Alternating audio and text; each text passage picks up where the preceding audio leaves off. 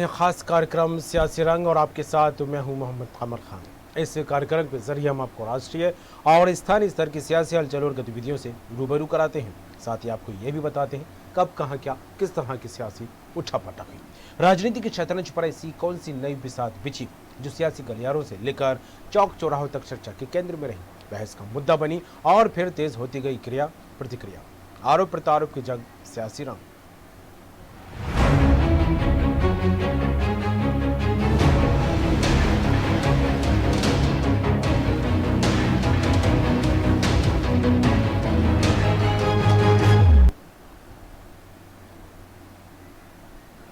गृह मंत्री डॉक्टर नरोत्तम मिश्रा ने लव जिहाद को लेकर बड़ा बयान दिया है। उन्होंने कहा मध्य प्रदेश में लव जिहाद के लिए सख्त कानून बनाया जाएगा। इस दौरान गृह मंत्री ने दीपावली पर चाइना के पटाखों पर प्रतिबंध जारी रहने की बात कही है। उन्होंने कहा चाइना के पटाखे बेचने पर 2 साल की सजा का प्रावधान है।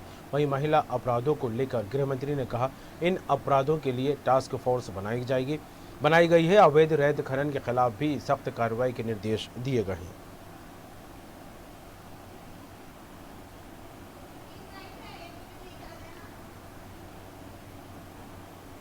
जो विदेशी फटाके रहते हैं खासकर चाइना के, उनको उन्होंने प्रतिबंधित करने का भी कहा है। एक्सक्लूसिव की एक की धारा जो 98 है, 2 साल की सजा जिसमें है। देवी देवताओं के फोटो लगा दिए जाते हैं बारूद के ऊपर, उनके नाम से, जो देवी देवताओं के नाम से फटाके बना दिए जाते हैं, उसको भी तत्काल प्रभाव से हमें रोकना है, बैन करना है। शादी के लिए प्रेम करना और धर्म परिवर्तन करना, हाँ, लव जिहाद भी कहते हैं, जैसा आप कह रहे हो, लव जिहाद भी है। उसके लिए भी कानून बनाने का निर्देश, स्पष्ट रूप से सख्त कानून बनाने का मुख्यमंत्री ने मध्य प्रदेश में निर्देश दिया है।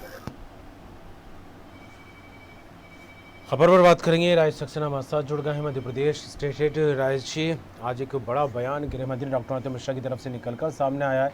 लव जिहाद को लेकर, महिला सुरक्षाओं को लेकर, चाइना के पटाखों को लेकर और कानून व्यवस्था को लेकर कई सारी बातें आज कहते नजर आए। क्या कुछ कहें इसे लेकर? बिल्कुल कुमार, जिस तरह से लव जिहाद को लेकर मुख्यमंत्री शिवराज सिंह चौहान पहले ही कह चुके हैं कि वो कानून बनाएंगे, और अब सीएम के साथ गृह मंत्री नरोत्तम मिश्रा ने भी बयान में लव जिहाद को लेकर कानून बनाने की बात की है। जिस तरह से मध्य प्रदेश के साथ ही अन्य राज्यों की हम बात करें, हरियाणा के बल्लभगढ़ में जिस तरह का मामला सामने आया, या फिर देश के अन्य जगहों पर अगर हम उत्तर प्रदेश की बात करें, वहाँ की योगी सरकार ने भी लव जिहाद को लेकर कानून बनाने की बात की है। तो खासतौर पर जो बीजेपी शासित राज्य हैं, वहाँ के जो मुख्यमंत्री हैं, वो लव जिहाद मामले को लेकर जो हाल ही के दिनों में जो मामले आए उसको लेकर कानून बनाने की बात कर रहे हैं, और इसी के चलते सीएम और गृह मंत्री डॉक्टर नरोत्तम मिश्रा का बयान आया है। चलिए, बिल्कुल, जुड़ने के लिए तमाम बात के लिए आपका शुक्रिया है।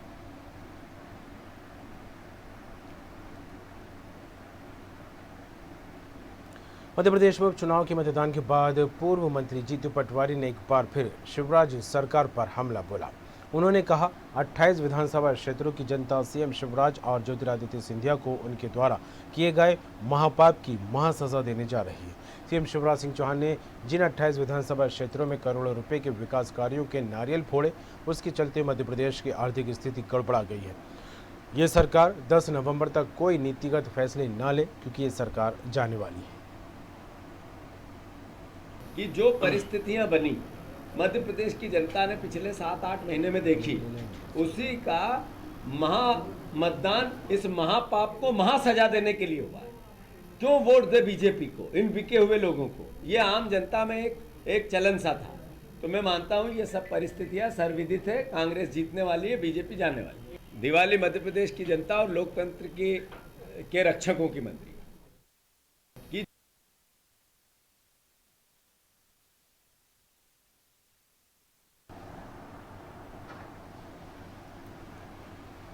अभी तक देखा जाए तो मध्य प्रदेश के 28 विधानसभा सीटों को लेकर चुनाव होने थे। उपचुनाव को लेकर जिस तरह से घमासान लगातार जारी था, मतदान हो चुका है, आपको बता दें 3 नवंबर को। उसके बाद भी बयानबाजी लगातार जारी है। एक दूसरे पर आरोप प्रत्यारोप का दौर देखने को मिल रहा है। अब कांग्रेस एक बार फिर पुरजोर तरीके से इस बात का दावा करती दिखाई दे रही है कि सभी जगह पर बीजेपी की हार हो रही है, कांग्रेस की जीत हो रही है, शिवराज सरकार जा रही है। वहीं आज जीतू पटवारी ने भी शिवराज सरकार पर जमकर निशाना साधा। मध्य प्रदेश में उपचुनाव के मतदान के बाद पूर्व मंत्री जीतू पटवारी ने एक बार फिर शिवराज सरकार पर निशाना साधा है और नीरज श्रीवास्तव हमारे साथ जुड़ गए हैं। भोपाल संवाददाता नीरज, उपचुनाव को लेकर मतदान हो चुका है। हालांकि उपचुनाव से पहले सियासी घमासान लगातार जारी था, लेकिन उपचुनाव के मतदान के बाद भी सियासी बयानबाजी का दौर लगातार जारी है। शिवराज सरकार पर एक बार फिर आज जीतू पटवारी हमलावर होते दिखाई दिए और आत्मविश्वास से लबरेज है कि जीत कांग्रेस की हो रही है। क्या कहें? जी बिल्कुल, देखिए जो मध्य प्रदेश की 28 विधानसभाओं पे जो उपचुनाव थे वो अब खत्म हो चुके हैं। मतदान पूरी तरह से समाप्त हो चुका है। अब 10 तारीख को जो है फैसला आने की घड़ी है वही। लेकिन जो जुबानी हमले चाहे कांग्रेस हो चाहे बीजेपी हो, दोनों की तरफ से लगातार जारी है। अभी भी एक दूसरे पर हमला बोलते नजर आ रहे हैं। वहीं आज पूर्व मंत्री जीतू पटवारी की बात की जाए तो पूर्व मंत्री जीतू पटवारी ने आज शिवराज सरकार पर बड़ा हमला बोलते हुए और ज्योतिरादित्य सिंधिया पर भी उन्होंने बड़ा हमला बोला और जो बीजेपी ने जिस तरह से जो सरकार बनाई है और जिस तरह से कांग्रेस की सरकार को गिराया उसको महापाप बताया। साथ में और 28 सीटों पे जो उपचुनाव आए हैं उनमें से 28 की 28 सीटें जीतने का दावा भी पूर्व मंत्री जीतू पटवारी करते नजर आए। जी बिल्कुल, क्या कुछ वजह मानी जाए? हालांकि चुनाव से पहले जिस तरह से मुद्दों को लेकर सियासत गरमाई थी, फिर उसके बाद व्यक्तिगत प्रहार होने लगे और लगातार दोनों ही पार्टियां, चाहे बीजेपी की बात हो नीरज या फिर कांग्रेस की, दोनों ही पार्टियां अपने अपने जीत का दावा कर रही हैं। लेकिन कांग्रेस को लेकर जिस तरह से आत्मविश्वास से लबरेज नजर आ रही है, क्या कुछ वजह मानी जाएगी जिसको लेकर बार बार ये कहती नजर आ रही है कि शिवराज सरकार जा रही है? क्या कहें? जी देखिए, बिल्कुल जिस तरह से उपचुनाव जब शुरू हुआ तो एक सबसे बड़ा मुद्दा जो रहा वो 35 करोड़ में विधायक बिछने की बात कांग्रेस के द्वारा की गई थी। तो इसको लेके कहीं ना कहीं जनता में भी आक्रोश देखे गया। जिस तरह से हम लोगों की जब टीम हमारी जनता के बीच में पहुंची थी, कई लोग हमको भी नाराज नजर आए थे, जो ये कहते नजर आ रहे थे कि हमारे वोटों को बेच दिया गया। तो हालांकि कहीं ना कहीं कांग्रेस यदि इस मुद्दे को भुनाने में कामयाब हो जाती है तो इसको लेकर कांग्रेस में कहीं ना कहीं उत्साह को कांग्रेस जी 28 सीट यहाँ पर दावा जी नीरज।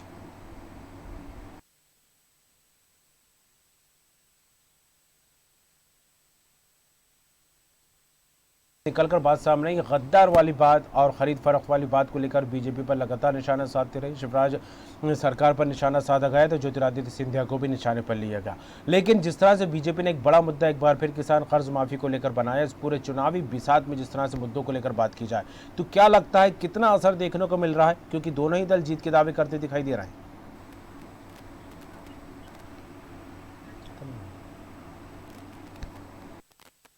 मिल रही है आपको?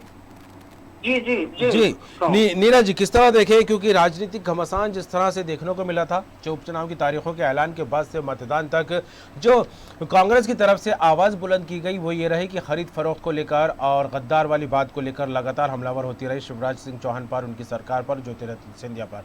लेकिन बीजेपी ने एक बार फिर किसान कर्ज माफी को बड़ा मुद्दा बनाया। लेकिन दोनों ही पार्टी इन तमाम बातों के बाद अपने अपने स्तर पर जीत का दावा करती दिखाई दे रही है। तो किस तरह देखें मुद्दों को, किस तरह देखें दावों को? जी बिल्कुल कंवर, देखिए जिस तरह से ये उपचुनाव हुआ तो कहीं ना कहीं इस उपचुनाव में मूल मुद्दों से कहीं ना कहीं दोनों ही पार्टियां भटकती हुई नजर आई।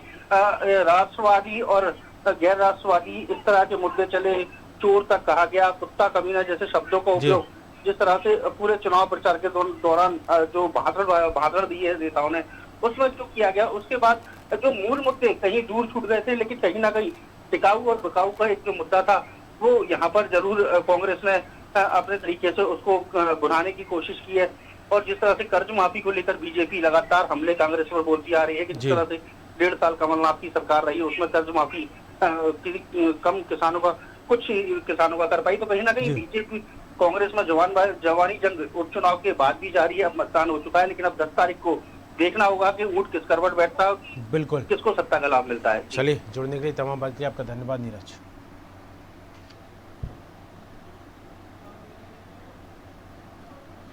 हालांकि मध्य प्रदेश में जिस तरह से सियासी घमासान लगातार देखने को मिला, मध्य प्रदेश के 28 विधानसभा सीटों पर उपचुनाव को लेकर मतदान हो चुका है, लेकिन तंजकशी और आरोप प्रत्यारोप का दौर लगातार जारी है।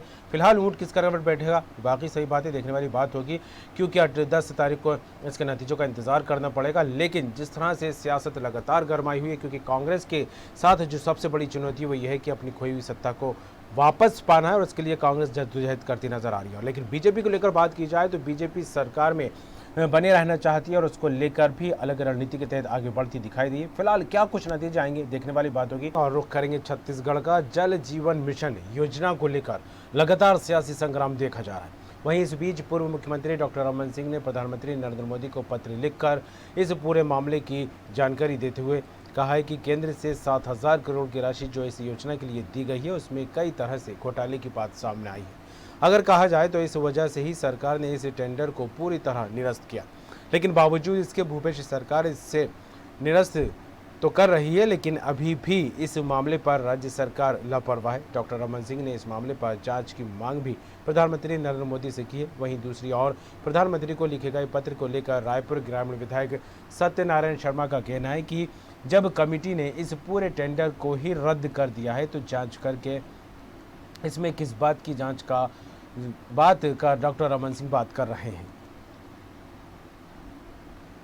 मैंने एक पत्र माननीय प्रधानमंत्री जी को लिखा है और वो पत्र की कहानी कहता है कि छत्तीसगढ़ में केंद्र सरकार की योजनाओं की किस प्रकार से तोड़ मरोड़ कर भ्रष्टाचार के लिए उपयोग किया जा रहा है।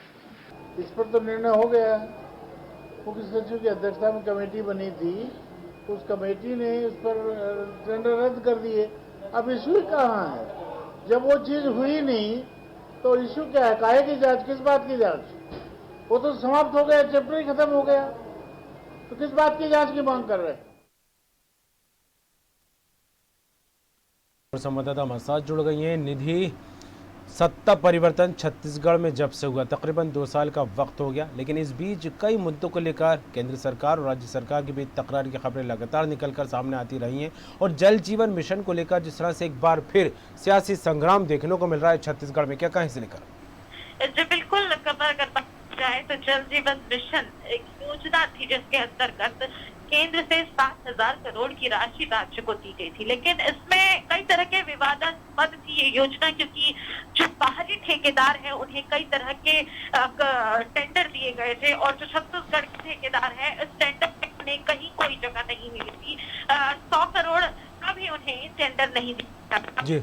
इन सारे मामलों को लेकर ठेकेदार ने बहुत ज्यादा विरोध प्रदर्शन किया और विरोध प्रदर्शन बात सामने आई, राज्य सरकार द्वारा किए जा रहे घोटाले की बात सामने आई। तत्पश्चात एक फैसले की बैठक में ये लिया गया कि इस पूरे टेंडर को ही रद्द कर दिया जाएगा और नए सिरे पर काम किया जाएगा। तो वहीं अगर हम बात करें तो इस पर डॉक्टर रमन सिंह ने एक पत्र लिखा है प्रधानमंत्री नरेंद्र मोदी को कि हालांकि राज्य सरकार ने इस टेंडर को पूर्ण तरह तो निरस्त कर दिया है, लेकिन अभी भी राज्य सरकार और भूपेश बघेल मुख्यमंत्री इस पे लापरवाह है और इस पर जांच उन्होंने प्रधानमंत्री नरेंद्र मोदी से की है। वहीं दूसरी ओर अगर हम बात करें तो रायपुर ग्रामीण विधायक सत्यनारायण शर्मा काफी वरिष्ठ भी हैं वे कांग्रेस के। उनका कहना है कि जब टेंडर को पूर्ण तरह से निरस्त ही कर दिया गया है तो किस बात की जांच की मांग डॉक्टर रमन सिंह कर रहे हैं, ये मेरी समझ से परे है। फिलहाल इस योजना को पूरी तरह से रद्द कर दिया गया है और जिस जांच की बात कर रहे हैं तो जांच की कमेटी पहले भी गठित की गई थी और उस कमेटी के रिजल्ट के पश्चात ही इस पूरी योजना को ही निरस्त कर दिया है। राज्य सरकार ने एक सही और हित का फैसला लिया था छत्तीसगढ़ के ठेकेदारों के लिए, ये भाजपा को समझना चाहिए। जी बिल्कुल, भाजपा ने इसको लेकर सरकार को घेरने की कोशिश की थी, सरकार की तरफ से भी प्रतिक्रिया निकलकर सामने आई इस पूरे मामले को लेकर और भूपेश बघेल ने भी केंद्र सरकार को पत्र लिखा है। तो क्या लगता है इस तरह मुद्दों को लेकर जो है विपक्ष लगातार हमलावर होता दिखाई देता है और अभी चुनाव खत्म हुआ है, मरवाई को लेकर उससे पहले भी कई मुद्दों को लेकर सियासत लगातार गर्माती दिखाई दी। तो इस तरह बार बार जो है सरकार पर कुछ मुद्दों को लेकर आरोप लगाना, कुछ पर प्रतिक्रियाएं देना और अब किसानों को लेकर भी साथ होने की बात बीजेपी कहती दिखाई दे रही है, तो क्या कहें इन सब तमाम मामलों को लेकर? जी बिल्कुल, अगर हम बात करें तो लगातार एक तरफ तो ये जल जीवन मिशन की बात है, दूसरी तरफ किसान की धान खरीदी को लेकर भी अब भाजपा लगातार हमलावर हो रही है, क्योंकि जी। अगर बात करें तो मंत्रिमंडल उप समिति ने 1 दिसंबर से धान खरीदी का निर्णय लिया है, लेकिन इस पे भी कैबिनेट की जो बैठक होगी उसमें भी अंतिम निर्णय लिया जाएगा कि क्या धान की खरीदी उससे पहले हो सके। वहीं दूसरी अगर बात करें तो कल ही किसानों द्वारा एक उग्र आंदोलन किया जाएगा, चक्का जाम किया जाएगा, धान खरीदी 10 नवंबर को की जाए ये मांग लेकर के। तो अब देखना ये होगा कि किसान जो हर तरफ से अगर बात करें राज्य और केंद्र के जी। बीच पिस रहे हैं, है न्याय और इंसाफ कब मिलेगा। जी, चलिए जुड़ने के लिए तमाम बात के लिए आपका शुक्रिया निधि।